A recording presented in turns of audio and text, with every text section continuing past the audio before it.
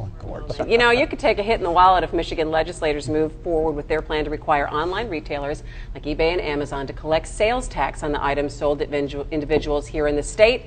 Two House bills are currently under review to expand Michigan's current laws, and actually just made it out of committee. So people are supposed to be actually reporting that sales tax if they don't pay it online right now, but this is another way. Do you buy those shoes from Zappos? Do you record that? I don't think we're talking about my shoes right now, Nolan. What about this? this? He's talking about your shoes. You know, I don't know on this one. I have mixed feelings on it. You hate to see this sort of free economy of the internet get shackled more and more by government regulation and interference. There is a fairness issue.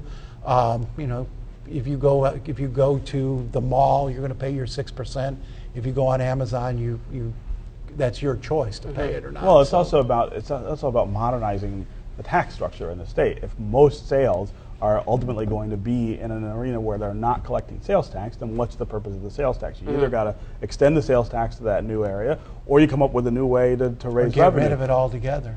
Right. Well, because we don't need to pay for schools or anything like that. Let's talk about something interesting, the conversation in Lansing, turning from internet sales tax to legalizing pot. Now there you go. And Nolan was very excited about this topic this week. I think it's the only sensible solution. You've now got the ridiculous situation of people in some places going to jail for doing something that is ignored in other places. The legal code at least should be consistent and fair. We had a case where in Michigan that we've been writing about, the Forsbergs from around Lansing, father and son. They ran they rented space to medical marijuana growers and suppliers for warehouses. Complete compliance with state law. Complete compliance with state law. They were unaware they weren't in compliance with federal law, so the feds swept in, arrested these otherwise law-abiding citizens, never been in trouble, good citizens, and they're serving 3 years in jail. Now the feds come out and say, hey, we're not going to do that anymore. We're not going to arrest those types of folks anymore, and yet they're going to still serve their 3 years. It's just absurd. Well, I mean, the pro-pot folks say that this is a tipping point, that it feels that the movement across the country might be. It may be. I mean, this is an evolving area of the law, right? I mean, we're taking a drug that for as long as anyone can remember, we've treated as contraband, and now talking about moving it into the mainstream. That's not going to happen overnight. But it's laws that people have been ignoring. I mean, what percentage of the population do you think have ignored pot laws at some point in their life? And you look at the hypocrisy. But you could make the same argument about any drug law, right? No, sure, you could. Marijuana is probably the most commonly used drug, Steve. And you got the government reaping great revenues off bourbon and other liquors, and then sending pot users to jail. The inconsistency of that is just.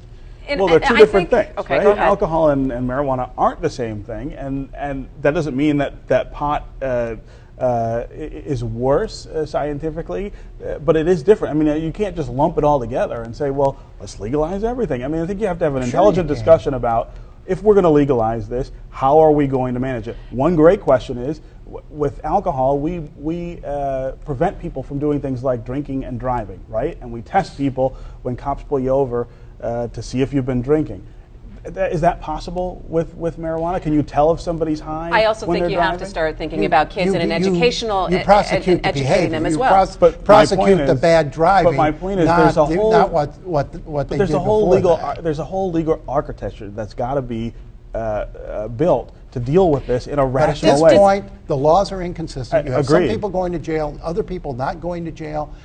But federal law is always But even supreme. among the state law, when we had medical marijuana, if somebody said, my back's hurt, and they got a certificate, they're not going to jail. That's how you got yours. The guy who says, Jesus, I had a bad day, I'm going to smoke some marijuana, he's going to jail. Do we need to watch what's happening in Colorado first before we I think that's a good. I think in Michigan. I think Colorado, Washington. There's there are people who are again having these conversations about how do you manage something that you have forever said don't do it.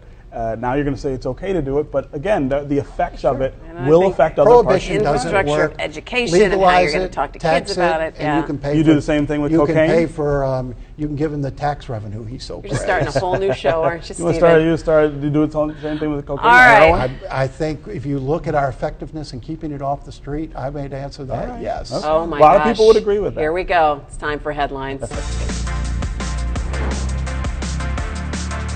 let's talk a little bit about some of the other stories that made headlines this week. And one of them, Charles Pugh has surfaced. The former president of the Detroit City Council was in New York at the NABJ convention, which is the National Association Looking of Black for a job, I assume. Journalists. I'm still just staggered by the fact that he took off and he is gone. And he has never come back to say, hey, you elected me to an office that I just vacated and left. And he shows up at a journalist conference. I don't know how anyone could hire him with that kind of track record. So he shows up at a journalist conference and nobody writes about it. That's the bigger What were they question. doing, right? But, What were the guys in the room I mean, doing? it shows you how dramatic the news in Detroit. This disappearance of Charles Pugh has gotten almost no play since the spring. You Right. know? Any other city would be on the headlines every day. Where's right? Charles? Where's Charles? I'm disappointed in him too for what he did. I also think at some point the city council has got to, just for the record, address that. Right? You have a council president who has just gone and abandoned his office. I think in terms of setting a precedent, we got to say you can't do that. But Yeah, if and you're I'm- on vacation and you spot Charles Pugh and you send us a video or a picture, we will send you a Channel 56 mug and one of those John Denver CDs or go- the don't go Irish start- girls dancing. Don't go start promising those things, Nolan. People will hold you to it. What, Send them and we'll send you, and a tote bag. oh, what did you see this week? What's Well, your Steve and headline? I were over to Cobo Hall, the center, the new ballroom they've created over there. It is absolutely stunning. Open up, big vistas to the river. It's the way the thing should have looked like from the beginning. I think it's going to be a real winner for Detroit. They've done some nice work there, huh? Yeah, no, it's very Yeah. stunning. I mean, and again, we built a convention center on a river with no river views, only in Detroit. We're learning. Last couple seconds, what do you got? Prediction: Lion season 10-6. You heard it here first. Are you really putting money down on that? 10-6. That's a headline. Channel 56 mug. I'm already at 1-0. Stop I'm promising already at 1-0. swag. All right, well, that is going to do it. Thanks so much for joining us for My Week tonight at our Midtown studios. If you missed any shows, check out our website, myweek.org. Share your shows with friends on Facebook. Follow us on Twitter. For all of us at Detroit Public TV, I'm Christy McDonald. Make sure you come back and see us next week. Take care.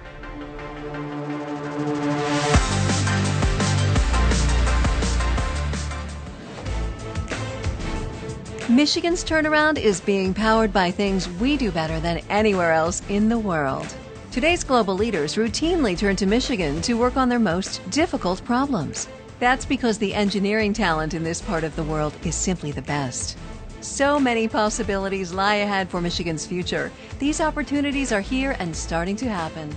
The vision for the new Michigan. Share it, talk it up, drive it home. Funding is also provided by Delta.